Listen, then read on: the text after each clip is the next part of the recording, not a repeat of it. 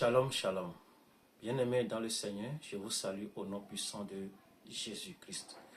Si tu écoutes mes vidéos, tu les regardes, je te prie d'abonner.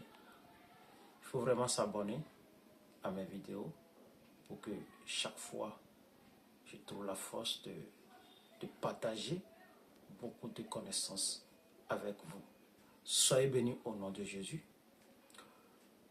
Je voulais juste en parler un peu du sang de Jésus, la puissance de ce sang.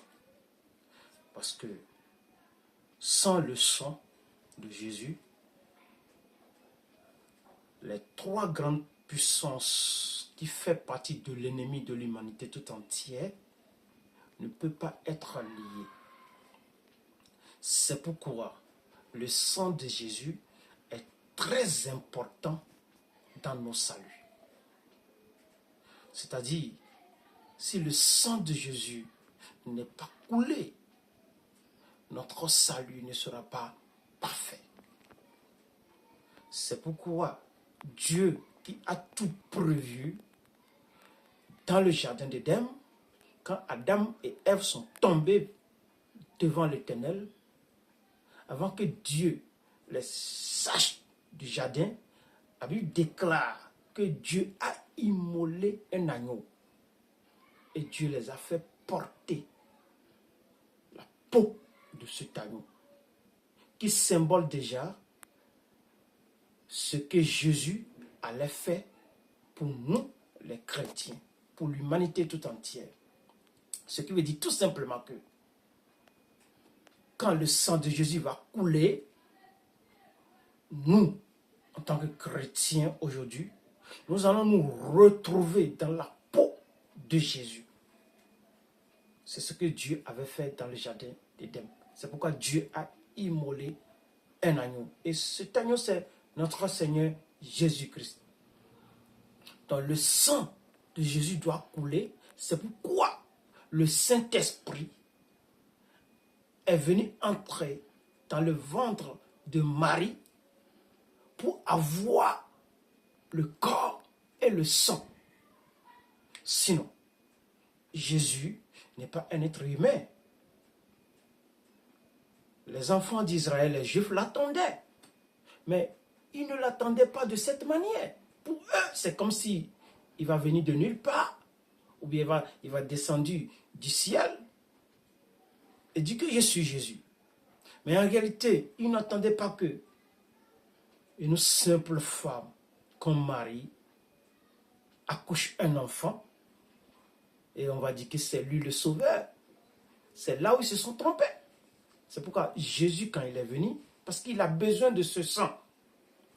C'est pourquoi il a pris le corps dans le ventre de Marie pour pouvoir avoir le sang. Donc le sang de Jésus est très important dans nos saluts.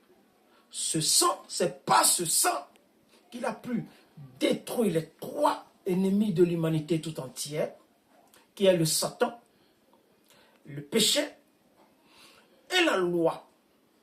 Donc, le sang de Jésus, nous allons comprendre que le sang de Jésus a joué un rôle très important dans la vie d'un chrétien.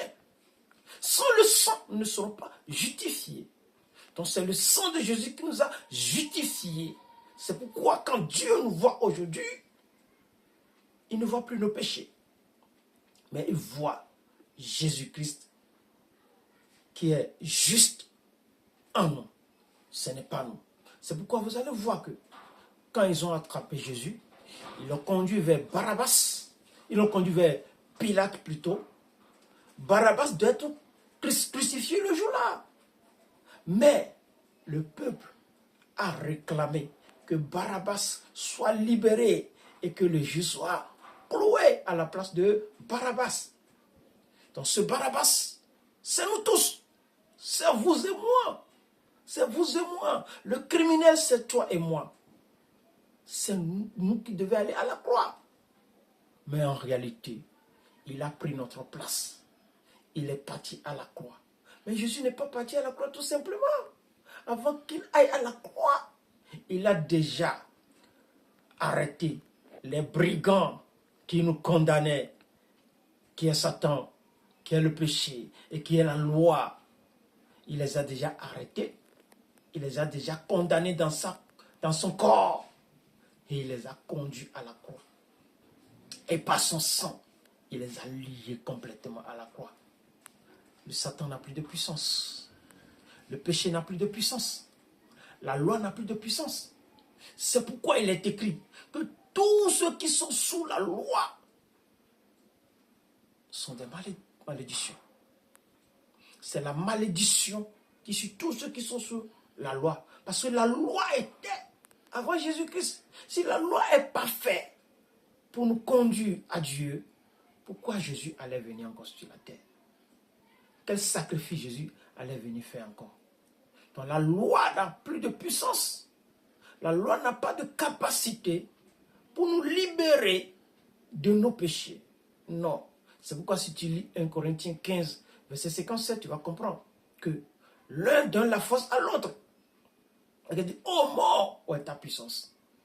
Quand l'aiguillon de la mort, c'est le péché. Et c'est la loi qui donne la force au péché.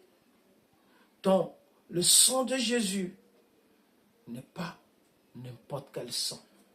Alors, frères et sœurs, dans le Seigneur, je vais juste vous expliquer que si on parle de sang de Jésus aujourd'hui, en tant qu'un chrétien, nous ne devons pas voir le sang. Parce que ce sang n'est pas le sang liquide qui coule dans nos corps, dans nos veines.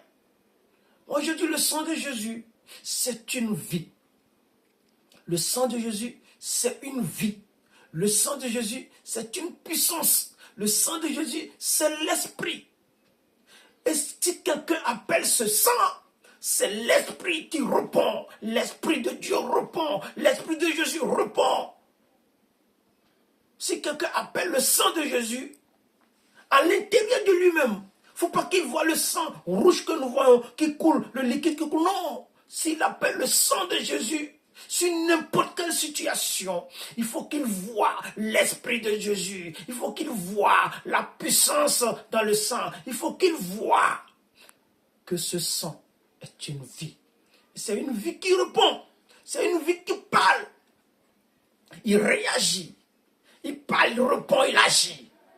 Oh, frères et sœurs, si quelqu'un comprend vraiment l'importance de ce sang, du sang de Jésus, il n'y a plus d'inquiétude. Même les maladies s'inscrivent devant le sang de Jésus. Même tous ces problèmes s'inscrivent devant le sang de Jésus. Le sang de Jésus, sa puissance n'est pas n'importe quel sang. Ce n'est pas le sang des agneaux. Ce n'est pas le sang des boucs. Non. Le sang de Jésus, c'est l'esprit. C'est l'esprit. C'est la puissance. C'est la lumière. C'est la lumière. Quand quelqu'un l'appelle, il éclaire l'endroit où la personne est pour l'appeler. Les ténèbres disparaissent instantanément. Alors, frères et sœurs, si tu comprends l'importance de ce sang, tu ne vas jamais cesser de l'invoquer. On ne voit pas le sang de Jésus comme le sang des agneaux, des boucs, des agneaux. Non, ce n'est pas le sang d'un animal, mais c'est une vie. C'est une vie. C'est l'esprit. C'est la lumière. Alléluia. Alors, je prie pour toi qui écoutes cette vidéo en ce moment, que peu importe la situation que tu traverses, peu importe la maladie, peu importe ce que tu as en ce moment, si tu tombes sur cette vidéo, que le sang de Jésus neutralise cette maladie en toi et qu'il le détruit au nom de Jésus de Nazareth. Peu importe ce que tu traverses en ce moment, que le sang de Jésus neutralise tes problèmes et qu'il règle ça pour toi au nom de Jésus. Toi qui écoutes cette vidéo, je prie pour toi que la puissance de ce sang réponde dans ta vie, que la puissance de ce sang parle dans ta vie, que la puissance de ce sang réagit dans ta vie, que la puissance de ce sang impacte ta vie au nom de Jésus. Peu importe la maladie, peu importe ce que tu ressens, peu importe ce que tu traverses, peu importe ce que tu as en ce moment, il faut voir seulement le sang de Jésus comme la lumière qui va apparaître dans ta vie, qui va régler ta situation. Et tous tes problèmes vont partir au nom de Jésus. Il y a la puissance dans le sang de Jésus. Il y a la puissance dans le sang de Jésus.